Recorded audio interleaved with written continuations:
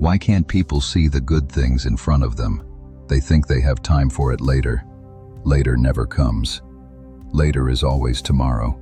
Tomorrow is always someday. Someday is always never. You have time now or you have no time at all. You have yourself now or you have nothing at all. Stop hoping someone else will save you and start saving yourself. Stop waiting for someone else to choose you and start choosing yourself. Stop looking for someone else to complete you and start completing yourself. The person you are looking for is looking for someone who has already done this work. The love you want wants someone who already loves themselves. The relationship you dream about requires two people who have learned to live in their own skin without scratching at it constantly. We expect the whole world to pray for our unhappy childhood, but we never pray for our healing. We expect others to fix what our parents broke, but we never pick up the tools ourselves. We expect love to be the answer, but we never ask the right questions. The right question is not, who will love me? The right question is, how can I love myself? The right question is not, when will someone choose me? The right question is, how can I choose myself? The right question is not, why am I still alone? The right question is, how can I learn to enjoy my own company? These are the questions that lead to answers.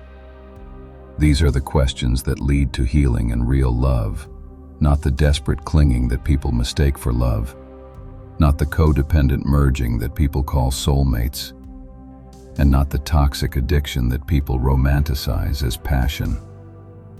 Real love, between two people who know themselves, two people who like themselves, two people who can be alone without falling apart. This kind of love is rare because this kind of person is rare. Most people never do the work. Most people never learn to sit with themselves. Most people spend their entire lives running from the only person they can never escape. You have a dream to finish. That dream is not finding your soulmate. That dream is becoming someone worth finding. That dream is not being rescued by love. That dream is rescuing yourself with love. That dream is not finding someone who completes you. That dream is discovering you are never incomplete. A mental death will come before the physical one, the death of who you thought you were, the death of who you thought you needed to be, and the death of the idea that someone else holds the key to your happiness. This death is necessary.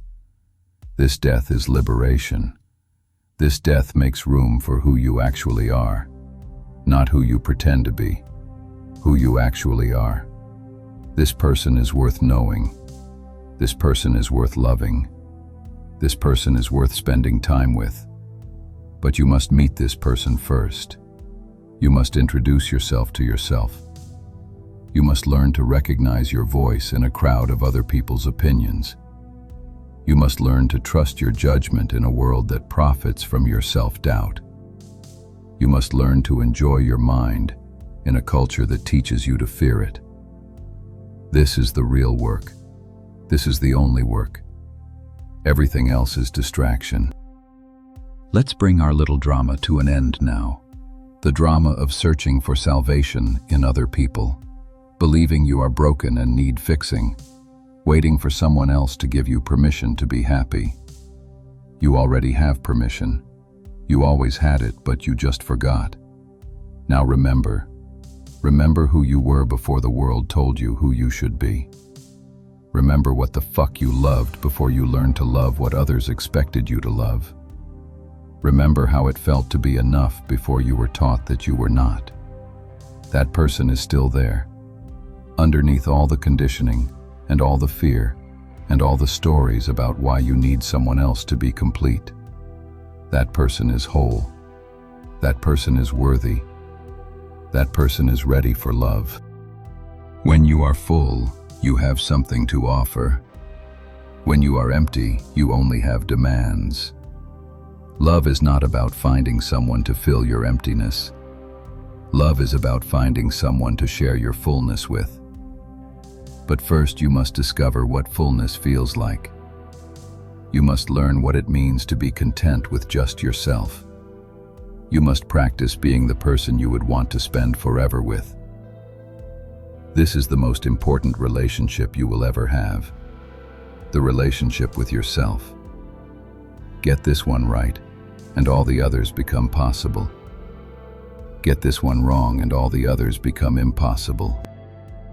Your soul is not lost. Your soul is just hidden underneath years of other people's expectations. Your soul is just buried under layers of trauma and conditioning and fear. It is just waiting for you to remember that you were never broken. You were just taught to believe you were. Now, unlearn that lie and discover the truth. The truth that you are already everything you have been looking for. The truth that you are already whole.